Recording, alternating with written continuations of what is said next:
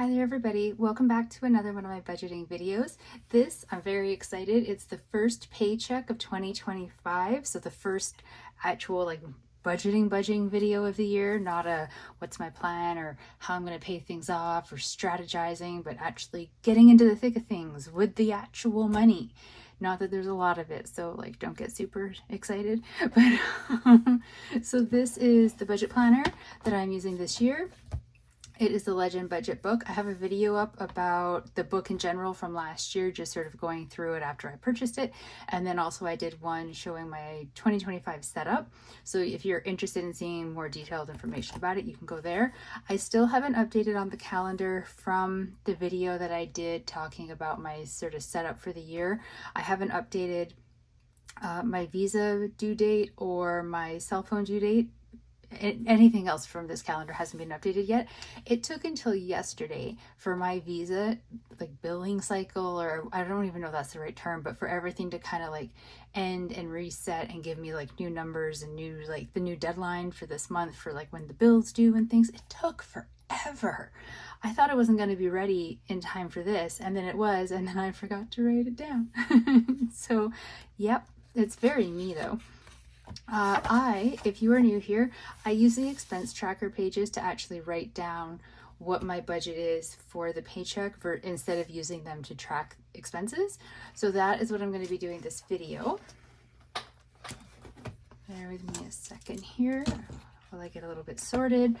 And I keep moving on my chair, so you're going to hear sounds from it a lot. I'm very sorry. It's an old chair and it's creaky like that, but it works, so I refuse to get rid of it. So I have not used this particular budget tracker book before. I guess we'll see how well everything fits in the page and then modify in the months going forward if we need to.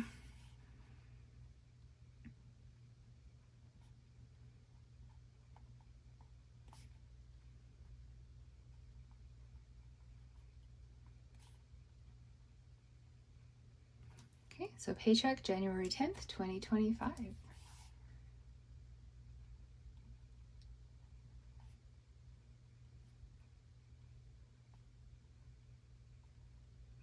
So the starting balance in my account is $2,025.10.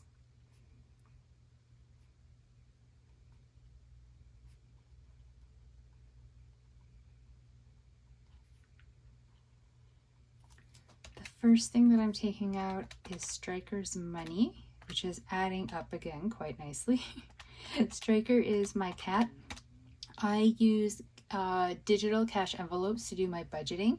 So Striker has actual cash, and let me show you, in a physical envelope. He has some actual real cash, but most of my shopping, well, I want to say a good chunk of my shopping is done online.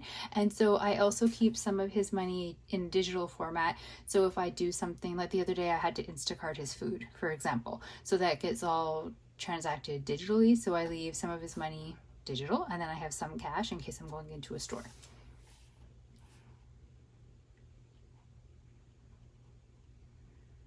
So that's put me down to $1,821.42. The next thing I'm doing is taking out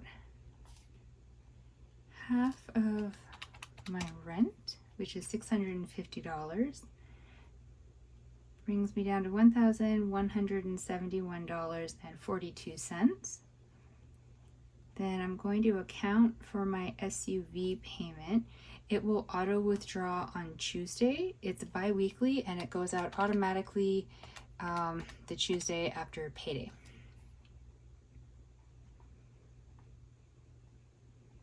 So that puts me down to $904.70.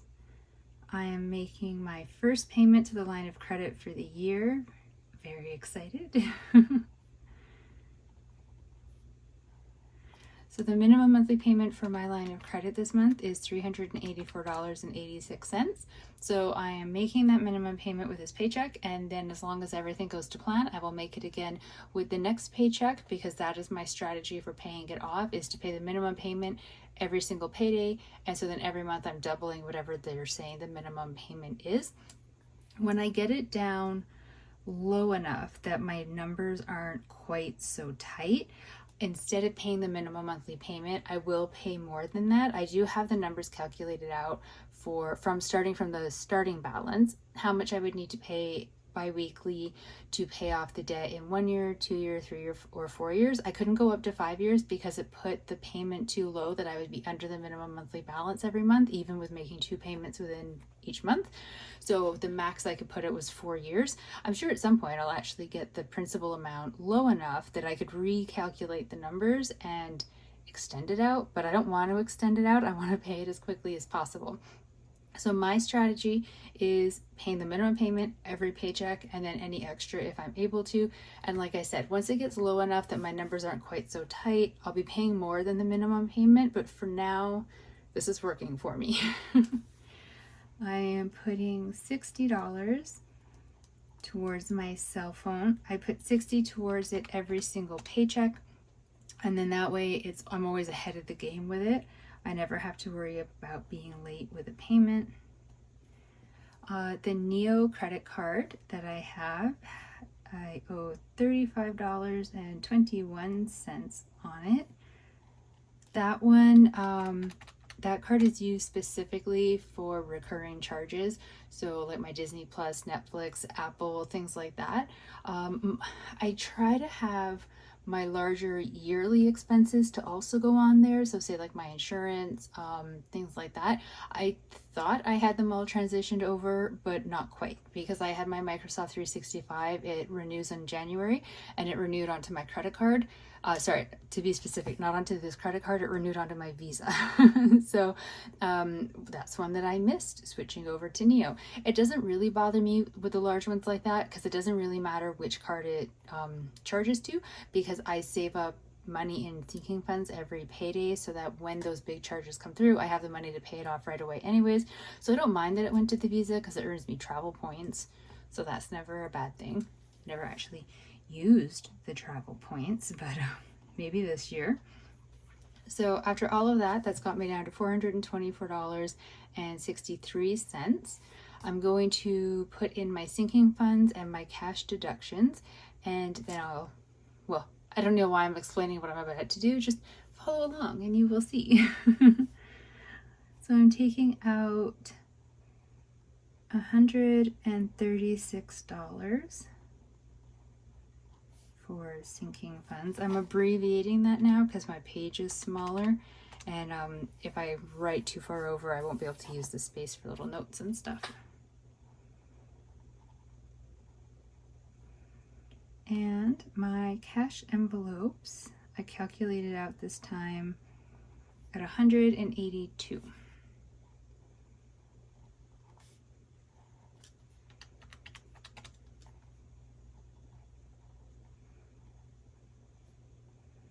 So that's leaving me with a balance in the account of $106.63, which is amazing, but I'm only left with a balance and didn't go into the negative because I have a gift card that I'm using towards my grocery cash envelope. And so that was able to offset some of the cost into my cash envelopes. So this isn't like as good of news as I would like it to be. It is great, but it's not a true indication of where things would be at if I didn't have like that gift card to rely on. So just, to be transparent. So sinking funds, let's break them down.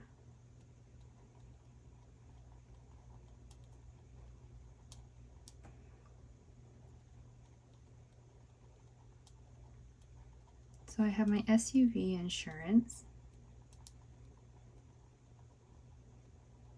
my tenant insurance. So one I just call Tech. It's where I use the one sinking fund and I combine the money for my Microsoft 365, my Norton antivirus, and my WordPress renewals. So they all just go into there. Dragon boating,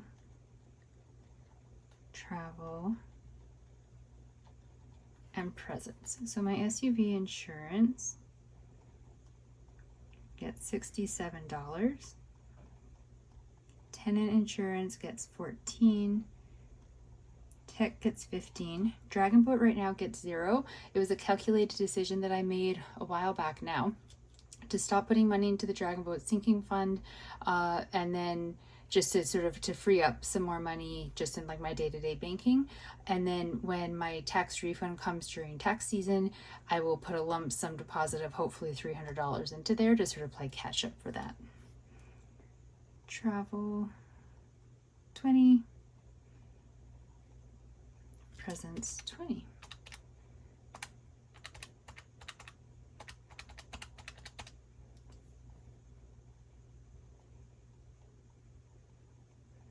So $136, $136.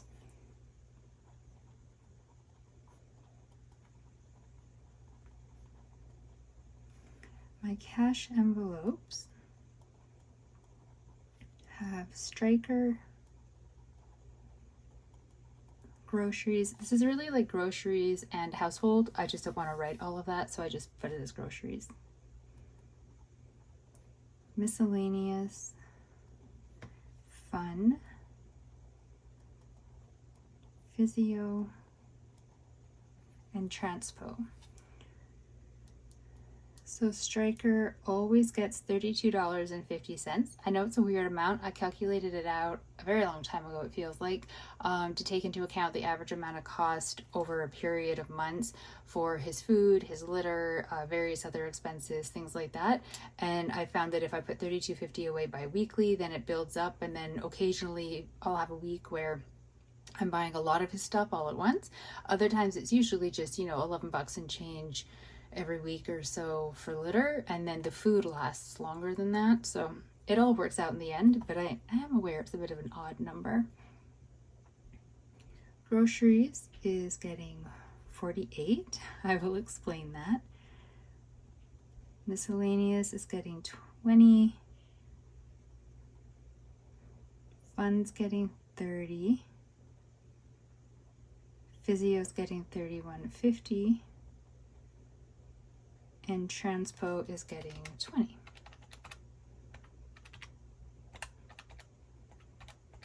Oops.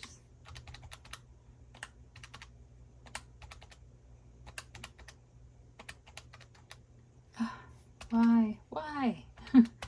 20, 31.50, 30, 20, 48, 32.50. Brings to a total of $182, which is what I pulled out there.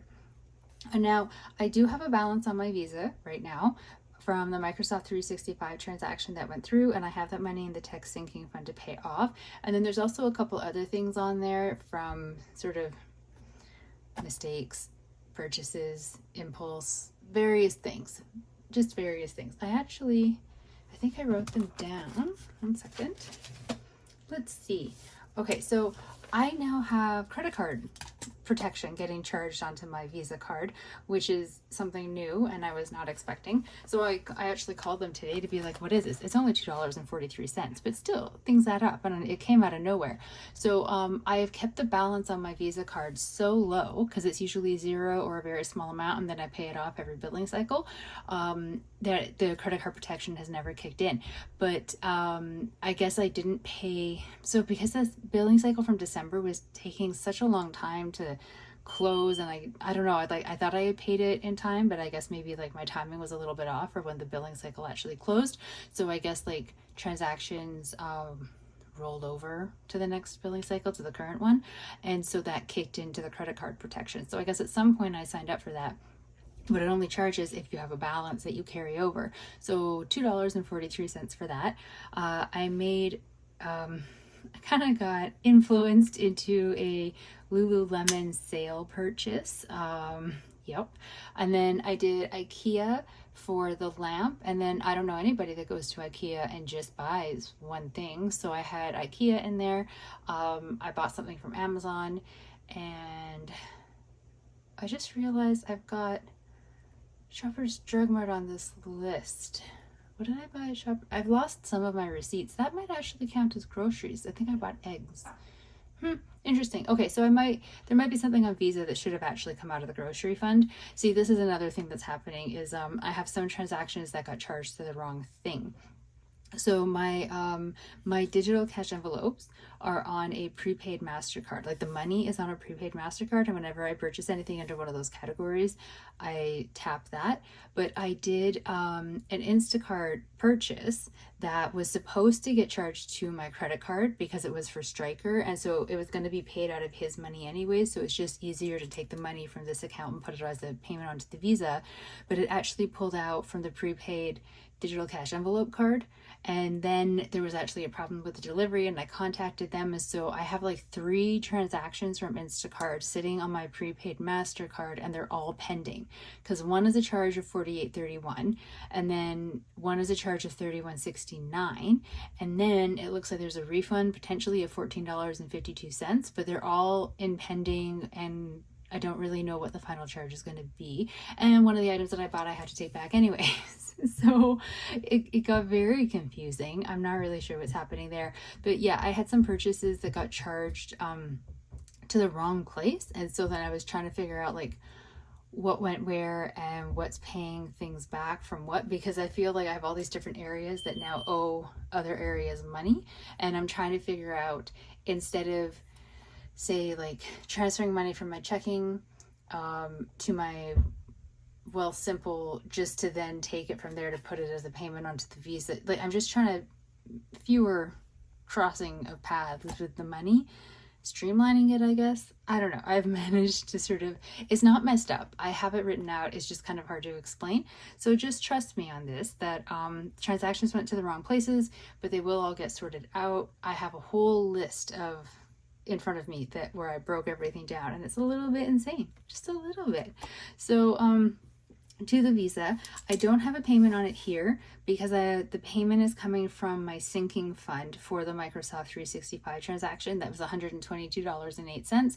So because it's not coming out of this money, it's coming out of like a separate savings account. I don't include it in this part of my transactions. So I'll just go over here.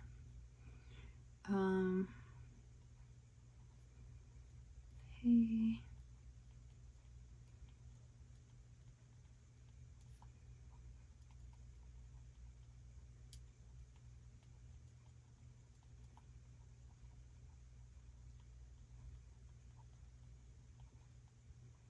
Okay, so pay $122.08 to Visa from tax sinking fund from Microsoft 365. So I'm going to wait for that to go through, and then I have to figure out, I'll go over it in my digital cash envelope video in a little bit more detail, but figure out like money getting moved from one spot to another to make up for charges that got put incorrectly onto the wrong cards. So it's a little bit of a puzzle this time around, but I think it will all sort out. So this is my budget for my January 10th paycheck. This is amazing. I'm impressed that there's any left, but like I said, there's really only something left because my grocery money that I'm pulling out is much less than normal. The reason for that is I have a gift card that I'm using specifically for like the grocery and household category that I keep forgetting to use. And so then I keep doing grocery purchases and not using the card, and I don't know what's wrong with me. So usually I put $120 into this cash envelope every payday if I'm able to. So what I did was I called into the card to find out the remaining balance on it, and then I deducted that from $120, and the remaining is $48. So I put $48 over into the cash envelope for groceries, and then combining that with the gift card will give me my full amount for purchasing, which I'm hoping will force me to remember to use the gift card because it is there for a reason. Otherwise I just keep sort of messing things up with that. I really don't know why I keep forgetting to use it. It's the strangest thing. I take it with me. It's with me every time I've done a grocery shopping purchase. So I really don't know. Part of me almost thinks that I should transition it over to cover for something else, and then maybe do that, you know, like cover miscellaneous for a while and tap it miscellaneously. I don't know. I'm going to see if I can get it to work this time. So yes, thank you. Okay, I rambled. I know I rambled. I'm really sorry I went off on a tangent, probably confused everybody, confused myself. But I'm often confused, so that doesn't take much. But this is how my balance, my budget is breaking down for my January 10th paycheck. I am going to have to up this amount from somewhere. When I figure it out, I will let you know, because I actually have a hair appointment in the coming week, and my hairdresser, she's really great and she works out of her home, so you can't pay with credit card. You have to pay, I just e-transfer her after she's done, and it's a lot more affordable than going into a salon, so it means it allows me to get my hair done. But she does charge, apologies, I can't talk, $100 per visit. And then I like to tip her really well.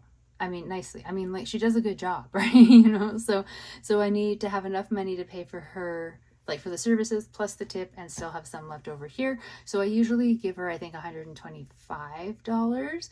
So, yeah, I'll have to figure that out, because like I said, I e-transfer her, so it's got to come from somewhere. I was kind of hoping I would have more money left over this time, because last paycheck, I was going to flip back, but of course we're in a new book now.